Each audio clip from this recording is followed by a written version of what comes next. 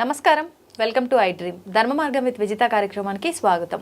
అయితే విశ్వ నియమాలను విశ్వవ్యాప్తం చేయడమే ఆవిడ ఆశయంగా పెట్టుకున్నారు వారే లక్కరాజు నిర్మలమ్మ గారు. ఇప్పుడు వారితో మాట్లాడి మనం మరిన్ని విషయాలు తెలుసుకునే ప్రయత్నం చేద్దాం. అమ్మ నమస్తే. నమస్తే.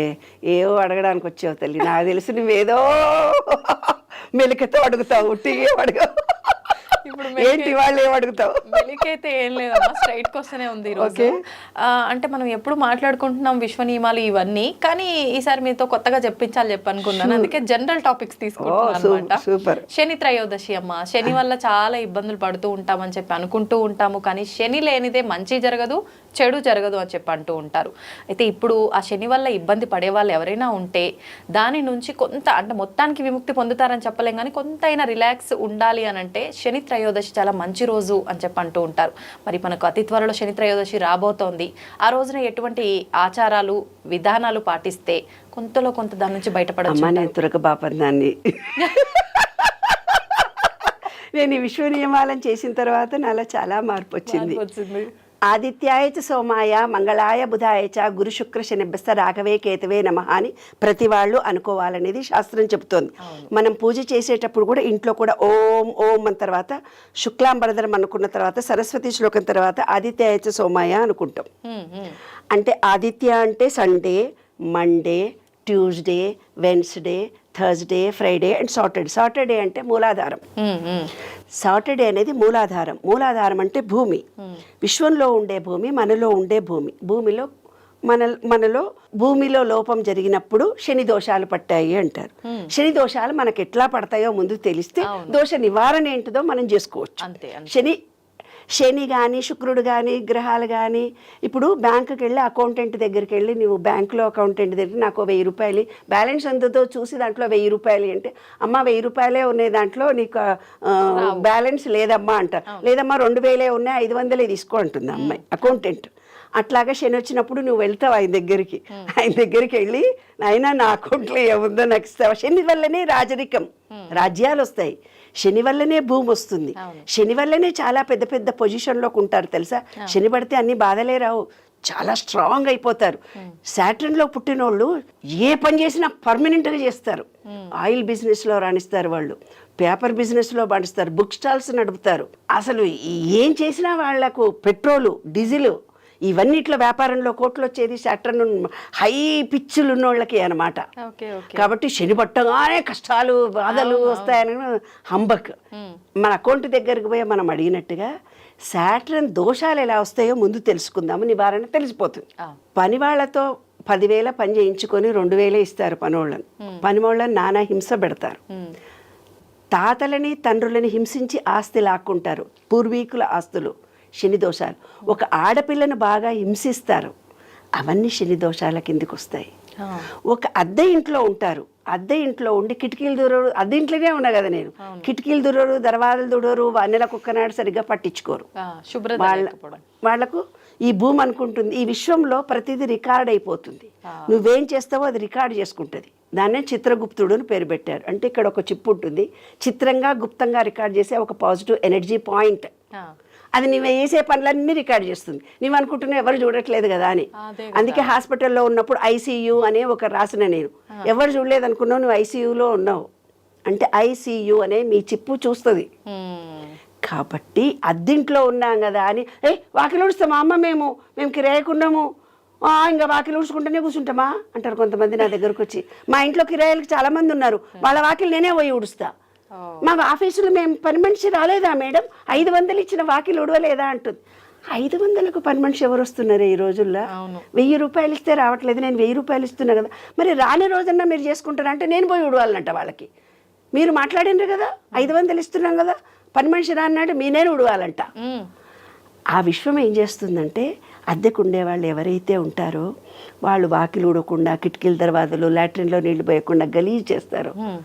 ఈ ఎక్కడో ఒక చోట పార్క్ దగ్గర కూర్చుంటాం, ఒక రోజు వెళ్తాం, అక్కడ ఉన్న చోట కూడా ఆ నిమిషం క్లీన్ చేసుకోవాలి.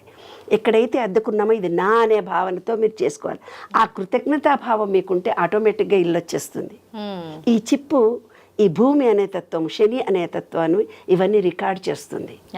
రికార్డ్ చేసి ఇల్లు వచ్చేస్తుంది. అదే సీక్రెట్. ఈ చిన్న చిప్పు ఐసీయూ అనే చిప్పు. ఆ భూమికి సేవ చేస్తేనే అది వస్తుంది. ఈ మనలో భూతత్వం ఎప్పుడైతే తగ్గిపోయిందో స్థిరత్వం ఉండదు, బ్యాలెన్స్డ్ మైండ్ ఉండదు, ఆలోచన లోపం జరుగుతుంది.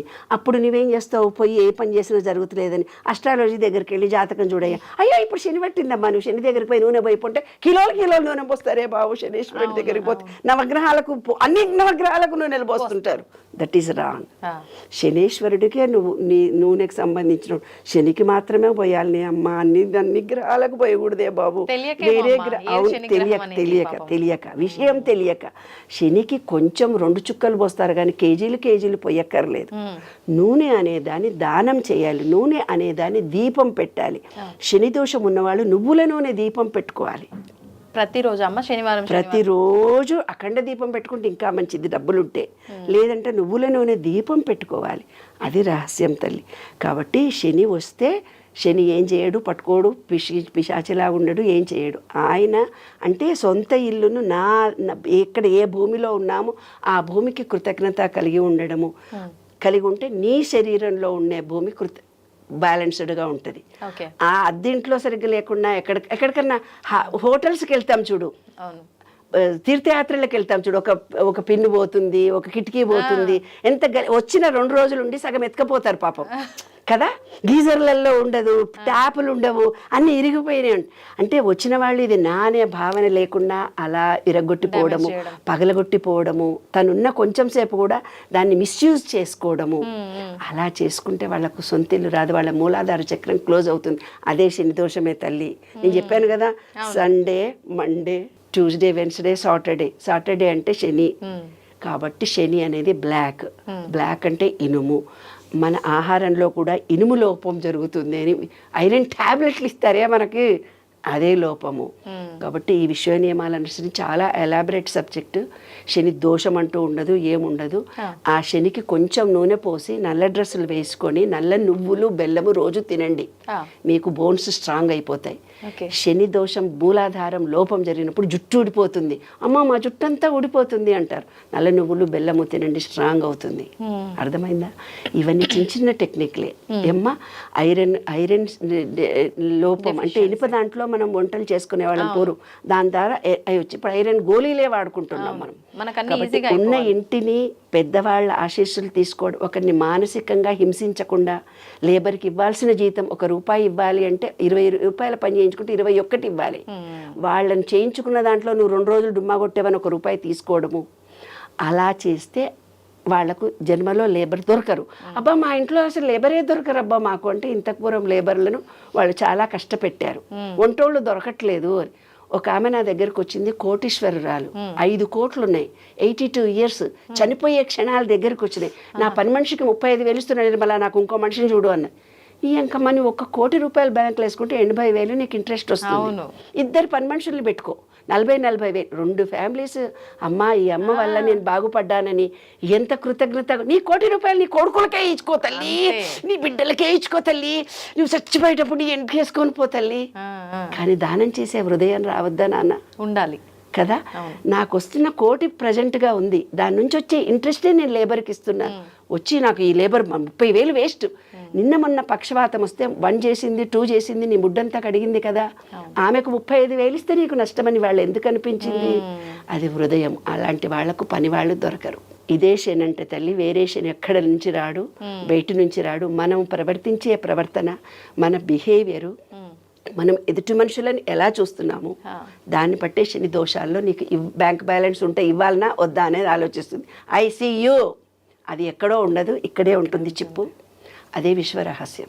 కాబట్టి శని బయట ఉండడు, మనలో ఉంటాడు. మనం చేసే ప్రవర్తన అంతా చాలా సాత్వికంగా మంచిగా చేస్తూ, మంచి ఆలోచనలు చేస్తూ, మంచి ఉండి నాలో ఉండే బ్యాడ్ని నేను పోగొట్టుకుంటున్నానని విశ్వంలోకి వెళ్ళిపోయి రిక్వెస్ట్ చేస్తే శని దోషాలు పోతాయి.